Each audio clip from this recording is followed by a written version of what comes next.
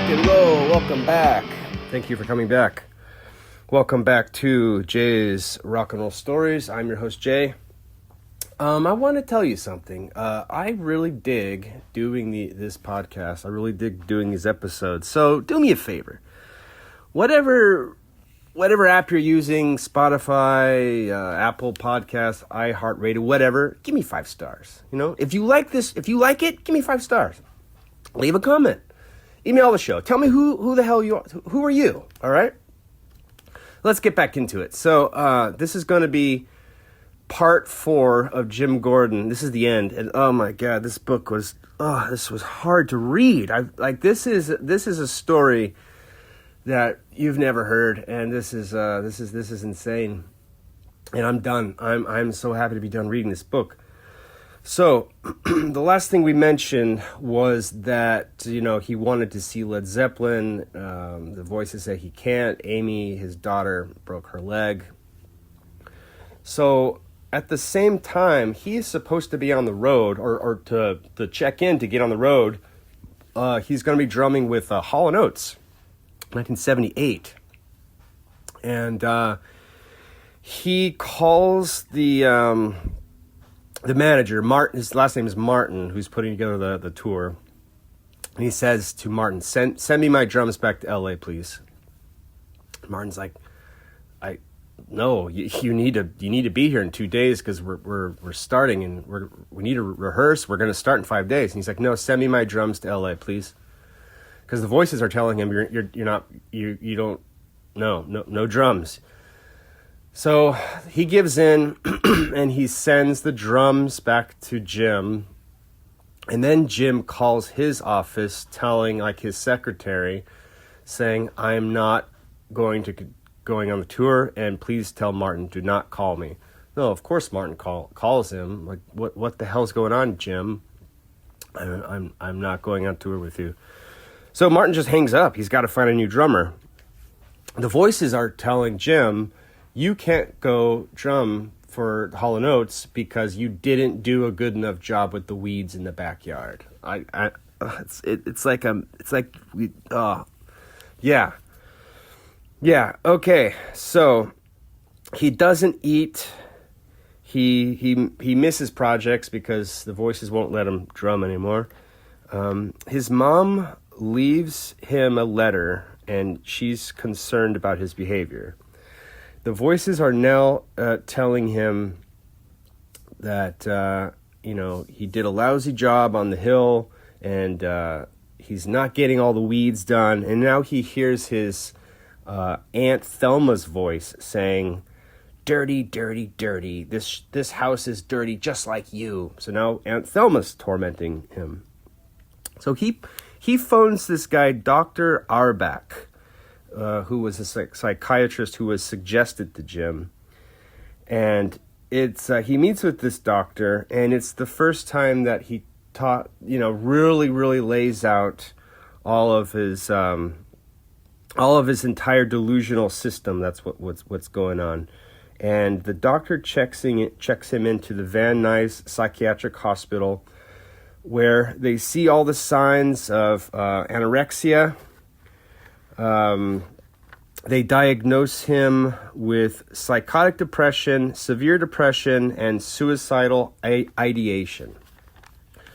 And this was a time when they really didn't. Mental health industry didn't really understand what is now termed as dual diagnosis, which is organic mental illness entwined with substance abuse. This whole time, forever, the mom is just saying, and other people are saying, no, it's he's this way because it's just because of the booze and alcohol.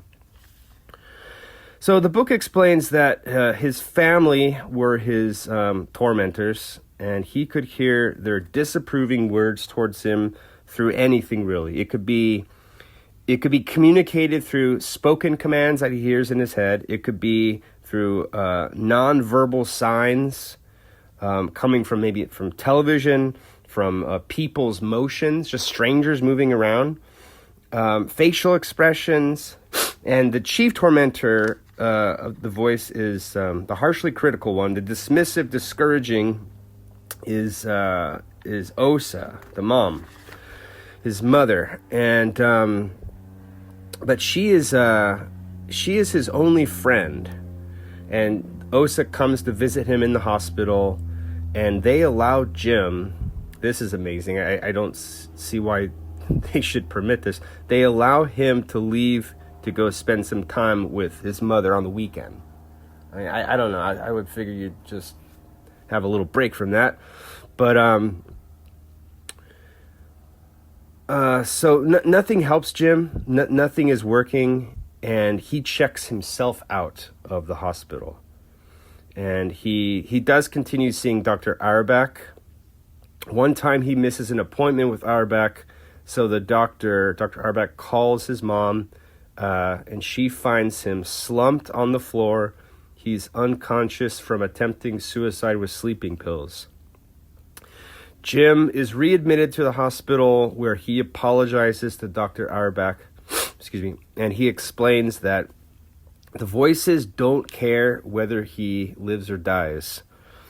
After a while, he slowly improves. He goes to a psychiatric meetings at UCLA, and sort of is quote unquote better, but there's still he does little outbursts. He's back in the studio. He's always getting jobs. He's recording with Johnny Rivers, and there's a moment when he yells at the guitar player Dean Parks. They're wrapping up their album. They're on their last song. They're almost done. They're just about to wrap it up. And he yells over to Dean Parks, the guitar player. He says, "Hey, don't do that." And Dean's like, "I'm not doing anything." Jim says, "You're moving my hands. You're messing me up. You're messing with my time. You're making me miss a note in every bar." And everyone's like, "What the fuck?" And because Dean Parks is on the other side of the studio. So Johnny Rivers chimes in. He's like, "Jim, it's not possible because he's way over here. So let's just count it off. 1, 2, 3, 4." And then they wrap up the song. So now it's kind of like now the industry kind of knows. There's like talks behind people's ears, like, "Oh yeah, you hear what happened to Jim?" That kind of thing. It sort of creates like this irresistible fodder for gossip. People are talking. It's just getting weird. There's a time when 1978, Amy gets taken to a concert to see her dad play at the Terrace Theater in Long Beach. But Jim is really big into vodka. He's medicated, but he is working a lot. He does the drums on the Muppet movie, the soundtrack for the Muppet movie. He does an album with Cheryl Cadd. She was from Charlie's Angels. Wrapping up the end of his professional musical career is like a two-parter here. So one is Bob Dylan contacts Jim to help him on his gospel tour, Slow Train Coming. Bob Dylan did a little trifecta. He did 3 religious albums. And Jim is incredibly excited to work with Bob Dylan. It's like a dream. So excited to work with Bob Dylan. He's always wanted to work with Bob Dylan, but the voice is on the phone, telling him on the phone to say no and hang up the phone. Now it's just desperation.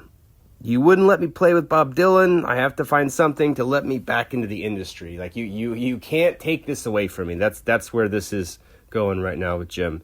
So he's contacted by Paul Anka, the crooner singer, to do some shows in Vegas. So he does. He's there. He's sitting behind his drums, his drum kit. They're about to practice. He's doing it. Then his mother's voice in his head tells him, "Do not play one more note." And he stops. And he tells the musical director, I'm sorry, I'm having psychological problems. And he leaves. He flies home. He flies back to LA. It's more of the same thing. He plays, then he can't play. This is now cut to like 1980. He meets up with some guys, some buddies, and creates a band called I-5, like the freeway going through California. And at one point, Jim Keltner, his old drummer buddy, wants to help Jim Gordon out, and he contacts the editor of the magazine Modern Drummer to do a feature on Jim Gordon. And at this point in time, it's 1980. Jim is overweight. He's like kind of a bigger guy. He boozes a lot. He doesn't eat. He doesn't bathe. So Scott K. Fish, the editor of Modern Drummer, does an in-depth interview with Jim Gordon, and Jim like really gets into this interview. Like it's really like pulling up the hood of a car and like just explaining the details about it. And Jim Keltner's son Eric is in charge of taking some photographs for the feature. So Jim Gordon and Eric, the son of Jim Keltner, they go to this garage where they have a drum set they're going to have to set up, right? So they pull out, there's like a table where they pull out all the drum sets, the pieces to put together. That's what I meant. To put the pieces together to build the drum kit. And Jim Gordon is like, I don't know how to do this. Like he doesn't. This is foreign all of a sudden. I don't know how to. And Eric's like, what? So Eric set it up. Like, okay. Eric sets up the drums for Jim to sit behind with the sticks and everything. So Jim sits behind with the sticks, and he doesn't even know how to play. And he's like, he's just frozen. And Eric said that it was a weird experience because I figured, my dad's buddy, this amazing drummer, he'd be going crazy on the drums, and he just sits behind the drum kit with the sticks, and all he can say to Eric is, "How's your dad?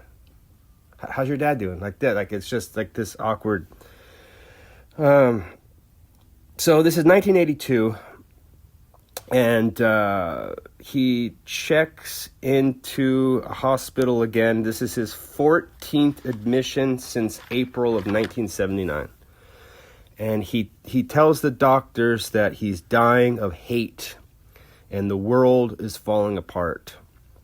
So now Jim's theory is his mother who's manipulating his thoughts to get him to go to the hospital because, after all, his mother's a nurse. That's his idea here. And he's out again, and the doctors are warning him that he's doing damage to his liver with all the alcohol, all the prescription medication, all the fast food. He's living alone. He rents a storage space with freeze-dried food, other supplies, and he disconnects his phone. His head is now full of so many voices, and he believes that his mother is just evil, and she had a power to inflict negative feelings toward him from other people, from doctors, from people in stores, from strangers on the street. The mom is getting them to do this to him. He also believes that his mother had a hand in the deaths of Karen Carpenter from the Carpenters and the comedian Paul Lynde. And okay, right now, so the book explains that the new commands are more demanding. The punishments that are dished out are even more torturous. Before it was just the white heat, like head strap. But now the pains are all over his body. Sometimes it knocks him to the ground, causing him to wet his pants. He feels his whole body is on fire. He's still playing drums. And this is bringing us to where we begin when we discussed in the very beginning, when he's in Santa Monica. He's in a band called the Blue Monkeys. They just play for like the locals, the beach bums.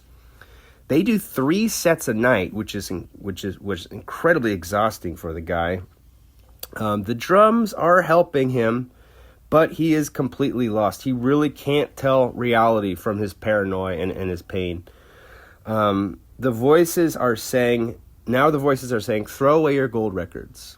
All of his achievements in his awards that he won with Derek and the Dominoes, with all the other previous bands, and they are his achievements. He keeps them on the wall in his study. It's like these are his trophies. It's a back and forth thing. So the voices say to take them to the dumpster. So he sets them on the ground by the dumpster. Then he goes back inside and he drinks a 5th of scotch to quiet the voices. And then when the voices are quiet, he goes back out, grabs the gold records, his achievements, and brings them back inside. But when he goes to sleep, he wakes up, and the voices say it again. So now the mom's voice is saying, throw away your drums. So now he's doing the same thing with the drums. He's taking the drums outside with a dumpster, going inside, drinking a 5th of something, vodka, scotch, whatever. Numbs the voices, goes back, brings the drums back inside. And this can go up to 10 times a day. Oh my God, my God, what torture here. And it just gets louder and louder. Now the voices, the mom's yelling, throw out those damn drums. That's the order from the mom. Same thing, going back and forth, drink, bring him back in. He goes back to the Blue Monkeys. The voice says, like, he's sitting at the drums, and he's going to play the Blue Monkeys. The voice in his head says, you hit that drum one more time and you die. So this is incredibly exhausting. The hospital didn't work. He checks into the Crossroads Alcoholic Recovery Unit. It's a failure as well. He checks out, of course. His mom moves away to Washington State, and he's kind of excited about that because now he feels like his mom won't be in the same city. His mom sends a letter to Jim, but he never opens it. He never reads the letter, and it's just saying, "I'm moving away to Washington. You can take the furniture that I left outside." It's just good luck, see you later.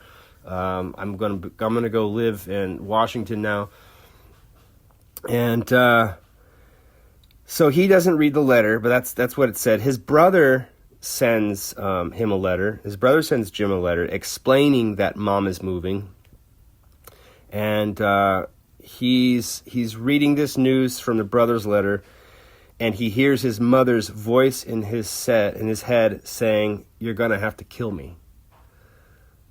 The voice in his head is his mom saying, "You're going to have to kill me." Jim doesn't believe this.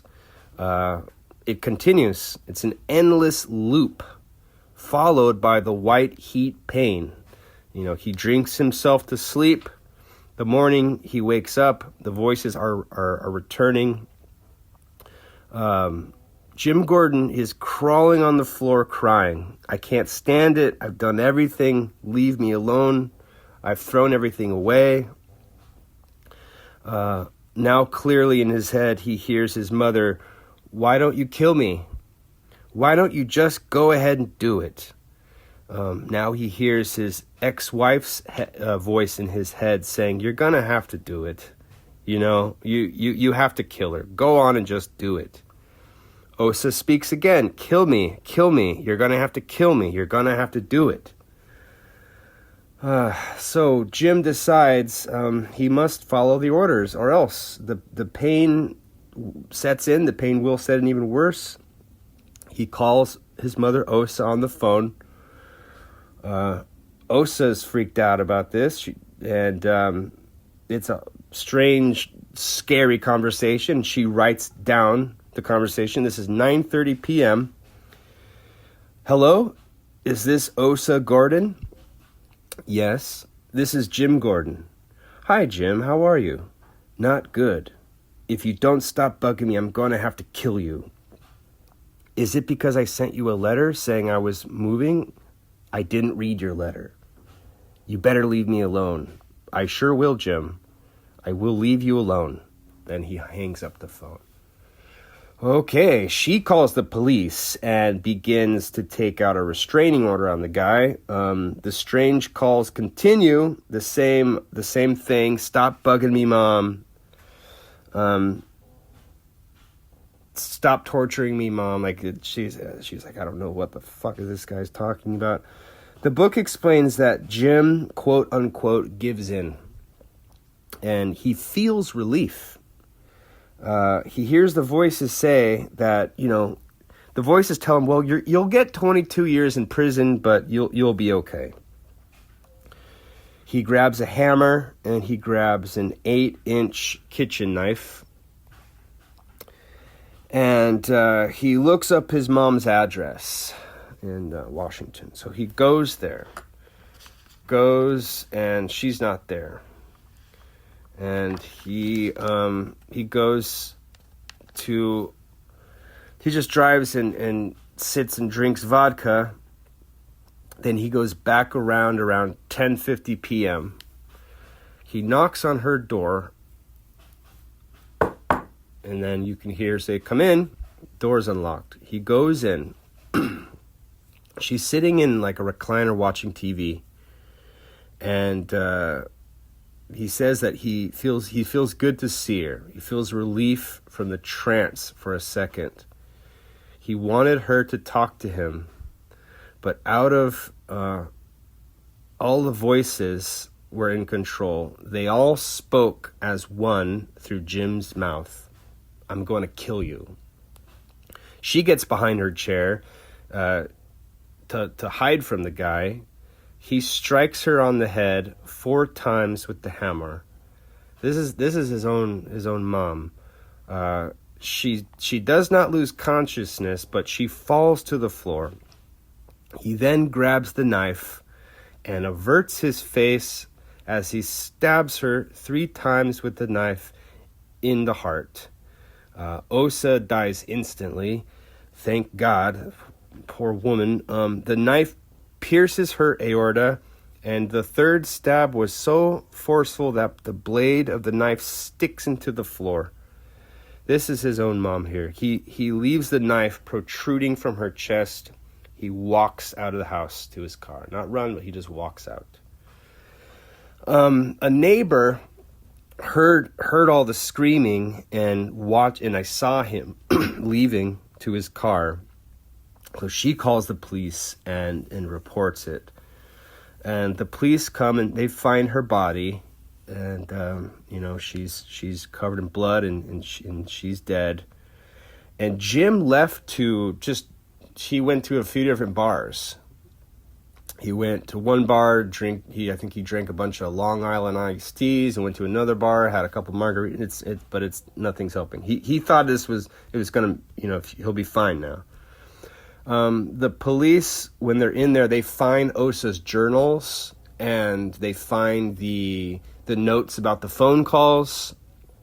So all the fingers kind of point to Jim. And they go to his house. So this happened in LA. She wasn't in Washington yet. Sorry. Because he went home, he went back. So they found it at his home. They're knocking on the door. No answer. They're knocking again. No answer. They just smash through. They find him curled up on the ground, crying, and he admits it. He confesses. I did it. I killed my mom. I'm sorry. I stopped taking notes after that. I was like, okay, I'm almost done with this book. I don't have to read this shit anymore. This is so intense. So let me just wrap it up. So he goes on trial, and he gets 15 years to life with chance of parole, but he never goes to the parole hearings. Oh, I was going to tell you. So when the cops bring him in, when they bring him in to question him, like the initial thought is like, this motherfucker just killed his own mom. Let's we might have to rough him up or something. But he's like bawling, and he's like tortured. They can see this guy has been through hell, and they're just like, Jesus, fuck.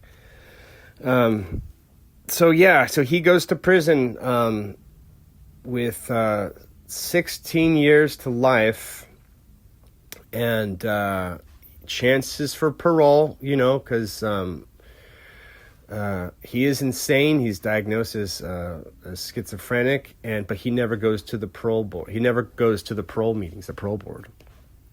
And he dies. He dies in prison in 2023, just last year. That's Jim Gordon.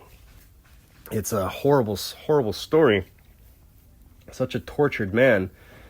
A very, very talented person, talented drummer, talented musician, just consumed with this torturing, this insanity. I don't know if you ever see something like that, speak up. Help the guy. Try to get some help to help someone. That's just, it's awful. Yeah, I'm glad I'm done. that took a while, but okay. So I'm going to wrap it up right here. Thank you for coming back to Jay's Rock and Roll Stories. If you enjoyed that story, I'll definitely want to do more. So whatever app you're using, if you enjoyed that story, give me 5 stars, leave a comment, and I will